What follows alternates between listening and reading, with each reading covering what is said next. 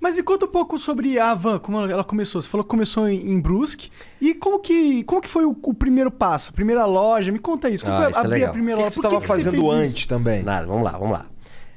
Meu avô, meus avós foram operários numa fábrica. Meus pais foram operários numa fábrica. E eu fui operário na mesma fábrica durante 7 anos. Eu me lembro que na nossa época, eu tenho 58 anos de idade, né? E na época todo mundo entrava com 14 anos de idade a trabalhar, que também não morria ninguém. Era normal, né? Eu vejo muitos pais reclamando, inclusive donos de negócio, dizem, pô, eu queria botar meu filho a ser garçom, a atender a mesa, mas não pode. Se vier algum fiscal aqui, me multa, né? Antigamente ninguém morria por trabalhar. É isso, também tá errado. Então, meu pai, eu sempre fui muito estudioso, eu sou disléxico, né? Disléxico é a dificuldade de aprender a ler nos primeiros anos. Tu também? Sim, eu tenho muita dificuldade em ler. Eu também. Nossa, muito difícil. A professora, quando dizia assim, Luciano, continua a leitura. Eu já ia na aula de português tremendo. Eu já ia mal para a aula de português. Eu sempre fui péssimo em português e ótimo em matemática. Eu sempre aprendi a multiplicar e a somar. Dividir. Essa é boa. Eu sempre aprendi muito. Meteu essa. Essa é boa, né? Sempre, somar e multiplicar. Dividir e diminuir, puta, não aprendi nada. Agora, eu era péssimo em português. E não entendia, porque se eu era bom em matemática e não era burro, né? Por que quando eu ia na aula de português, puta, aquilo me passava mal, puta, amanhã tem aula de português. E aí a professora, eu acho que na 5ª série, 6ª série, a professora disse, Luciano, continua a leitura. Putz, eu não ia, não. E os outros meus amiguinhos lendo atrasômetro, a burocracia. Puta, começava a gaguejar, o pessoal começava a rir. E aí, eu não entendia. Aí eu pensei, pô, o que eu vou fazer? E eu comecei a estudar em casa. Eu comecei a ler gibi na época, né? Livro, tudo que jornal, tudo. Eu vou tentar aprender a ler para eu não passar vergonha na coisa. E isso foi durante até os 12 anos de idade. Então eu sempre falo, né? Eu aprendi a ler só com 12 anos de idade. Imagina se eu tivesse aprendido com 7 anos, né? Esse era o Bill Tava Gates. melhor ainda, né? Tava melhor ainda. Tá com uma carinha então, de assim, quem é disléxico, quem tem filho disléxico, tá? Ele não é burro, ele não é malandro. Ele aprende de maneira diferente, né? Procura um fonoaudiólogo. Como é que eu descobri depois que eu era coisa? Porque eu tive filhos depois na escola com dislexia, né? A gente fez simpósio. A nossa cidade tem colégio, a Cultura, que é especializado em quem é disléxico, né? Os Estados Unidos tem escola para disléxico, onde todo mundo é disléxico. Recentemente eu recebi um Tudo audiobook. Não, aprende através do silábico. Entendi. Beabá. Hoje é construtivismo, você aprende a ler a letra inteira. Uhum. Isso é um erro do Brasil aí, tem que mudar essa... O Brasil é assim, ó, acho que a França é assim, a parte oeste americana é assim, que aprende menos do que o silábico. Pode crer. Tá? Então, aí a gente mandou professores para Curitiba para ensinar meus filhos a ler de maneira... Não, homeschooling não pode, cara. É crime. É crime, homeschooling não pode. Não pode, você não pode ter o seu filho estudar. Ele tem que estudar só naquela escola quadrada que o Estado fez. Não pode ter outro tipo de escola, não pode, hein, cara. Mas hoje tá mudando. E eu digo pra você, quem tem um filho disléxico ou um filho que tem... Esse filho pode virar um problema no adulto, porque ele foi marginalizado na escola, né? E eu, graças a Deus, depois aprendi e tal. Mas eu saí, então, de pais operários. Eu comecei numa fábrica também. O que a fábrica fazia? Fábrica tecidos. Fábrica Renault. Uma fábrica de tecidos de centenas de anos. Todo mundo lá em Brusque trabalhou na fábrica Renault. Ela e eu existe comecei até hoje, lá. será? Eu comprei a fábrica faz Tu 2 comprou? anos. Ah, caralho! Olha lá. Legal. E aí, depois de 3 anos eu trabalhei numa expedição. O meu gerente me chama e disse, Luciano, eu era chamado lá até de ligeirinho aí eu corria pra cá, corria pra lá. Eu nunca parei. Eu nunca parei pra conversar. Eu corria nas escadarias, sempre trabalhando, acelerado. Aí um dia ele me chamou, esse meu gerente, e disse, Luciano, você é muito bom pra ficar aqui. Eu te arranjei um emprego de vendedor, lá no outro lado. Tu não queres ir pra lá? Eu disse, puta, vou pra lá. Aí me encontrei. Até hoje eu sou um vendedor. Adoro pessoas, adoro vender, né? E aí depois montei a van com apenas um colaborador do tamanho dessa sala aqui. Tua sala aqui é do tamanho da minha loja que eu comecei. Caramba. O que tu tava pensando quando tu criou a van? Não tô falando assim, não tô falando do que tu ia vender, não. Tô falando... porque assim, a van tem toda uma identidade, né? Isso veio depois... Não veio nessa primeira loja? Não, a loja num bairro, né? Aliás, antes de começar a van, como eu fui vendedor, eu passei a vender tudo o que se fabricava na loja, na empresa, que era uma empresa de 5 mil colaboradores, grande. E também o carro da diretoria, a sucata, tudo que tinha na van, era eu que na Renault na época, eu vendia. Até achei, eu tô com um diretor que está lançando um livro na semana que vem, tem 80 e poucos anos, e ele conta no livro uma história que aconteceu. Ele tinha um Galaxy, lembra do Galaxy? Carro? Um carro, Galaxy. Por exemplo, no Brasil tinha 5, 6 carros. Um Galaxy, um Opala, uma Kombi e um Fusca. Pode crer. Certo? Né? E na época, os diretores tinham um Galaxy. Né? E aí, quando ele comprou um outro Galaxy, sobrou um Galaxy lá para vender. E quem chamaram? O Luciano, para vender o Galaxy. Né? E aí, eu sabia que tinha um cara em Brusque que tinha um Galaxy, mas não tinha ar-condicionado. Eu disse, eu vou ganhar 2 vezes aqui. Né? Eu disse pro dono do carro, vamos vender o ar-condicionado, que vale uma fortuna, e depois nós vendemos o Galaxy. Né? E fizemos isso. Arranjei, vendi pro... E o cara era bem gordo, Telmo Rosinski, que eu nunca me esqueço, lá de Brusque, bem gordo. Então, eu vendi o ar-condicionado, tirei o ar-condicionado, vendi o ar-condicionado quase com o preço do Galaxy, e depois vendi o Galaxy. Foi um sucesso. Né? Até hoje eu não esqueço disso. Né? Então, assim, depois disso, eu montei primeiro uma tecelagem de toalha, em 1984, com 22 anos de idade. Da hora. 22 anos de idade. E depois eu montei a van. Por que você tinha esse negócio de montar empresa? Porque seu pai e sua mãe eles eram operários. Eles tinham alguma coisa de montar empresa, né? Dentro deles? Não. E meu pai dizia assim, Luciano, eu começava das 7 da manhã às 5 da tarde. E meu pai trabalhava das 5, 1h30. E aí, antes de eu ir para o escritório onde eu trabalhava, eu passava no lugar que meu pai trabalhava, que era um subsolo. Trabalhou 42 anos num porão. Meu pai. Caralho. 42 anos. Vitamina D faltava bastante. Pô, coitado. E aí, eu dizia, pai, agora eu vou montar uma empresa para mim. Ele disse, estás doido, Luciano? Eu tô aqui a vida toda de operário. Tu já tá naquele escritório bonito ali. Fica ali, o emprego teu é bom. Olha só, pai. O pai passou a vida toda aqui. Disse, não, pai, eu vou montar um negócio para mim. Mas da onde você tinha isso? Por que você queria montar? Você tinha eu acho que feeling... como é que vocês montaram esse negócio aqui? Eu vi os gringos fazendo. É igual, né? Conhecimento. Eu digo que o conhecimento vale mais do que um diploma. Não é isso? Total. Não é a faculdade que vai fazer. É o teu conhecimento, a tua força de vontade. E eu disse, pai, eu vou montar uma tecelaginha e vai dar certo. Aí montei uma tecelaginha, depois tirei meu pai da fábrica e botei ele a trabalhar comigo. Que da hora. Esse deve ter sido um dia da hora. Mas você já pagando salário pra ele ou ele foi com uma aposta? Claro. Assim? Não.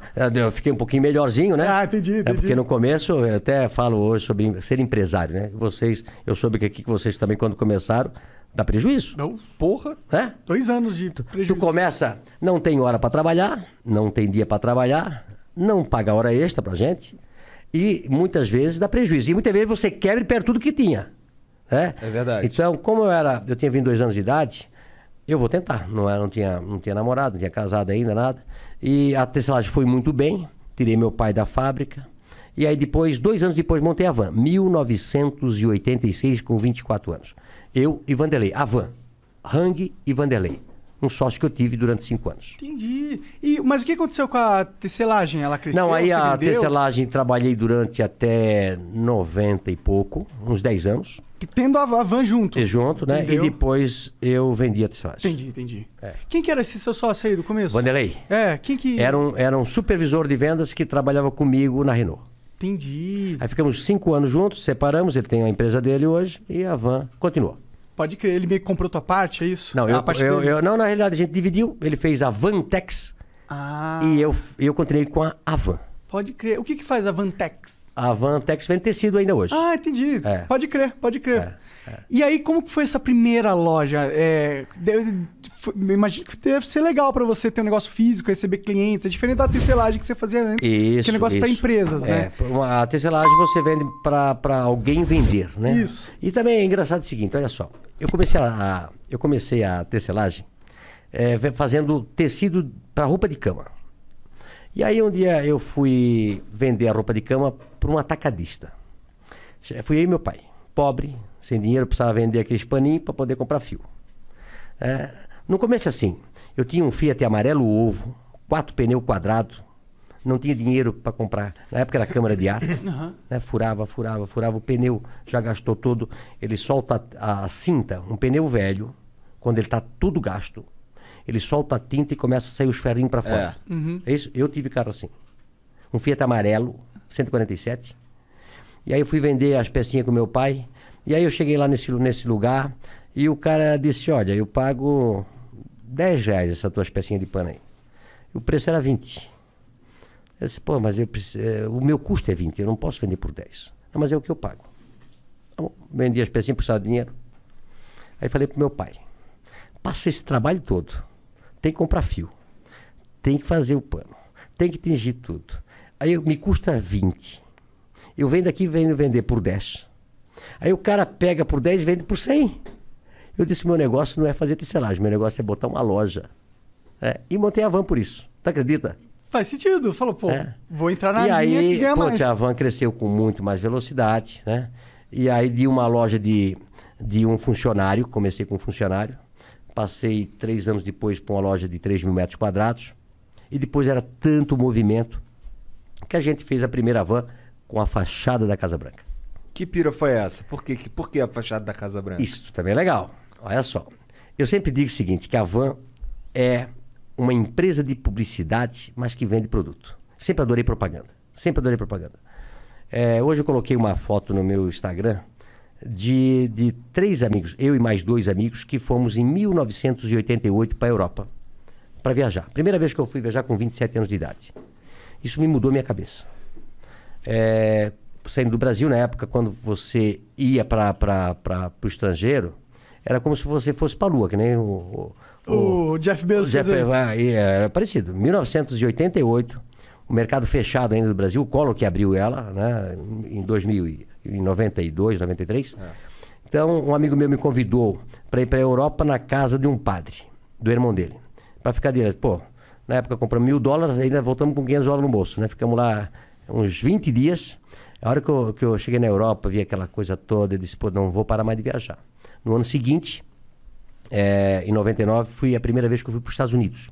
E as pessoas que estão me vendo, 89, né? jovens, quer mudar a cabeça, faça uma viagem. Né? Às vezes até aqui no Brasil, né? O cara de lá do interior, vai para São Paulo, vai para o Rio de Janeiro, vai para algum lugar. E o cara que quer abrir a cabeça mesmo, vai para os Estados Unidos. Né? Vai para os Estados Unidos, vai para Cuba. Cuba vai só ver vai fechar a cabeça. Vai fechar a cabeça, né? Mas, puta, quando eu cheguei em 89 nos Estados Unidos, eu e mais 2 amigos, aquilo ali, você não via um carro igual. O Brasil só tinha 5 carros, 7 naquela época. Você não batia um carro com uma mesma cor. Era uma coisa de louco. Eu fiquei impressionado. E depois eu comecei a viajar todos os anos para os Estados Unidos. Uma delas, eu fui para Washington. Né? E aí eu trouxe um cartãozinho postal da Casa Branca e deixei lá na gaveta.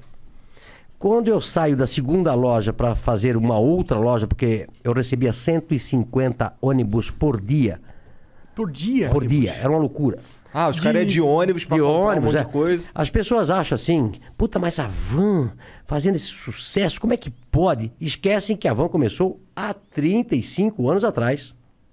De uma lojinha pequena, sempre evoluindo, sempre que... eu sou um cara impaciente, né?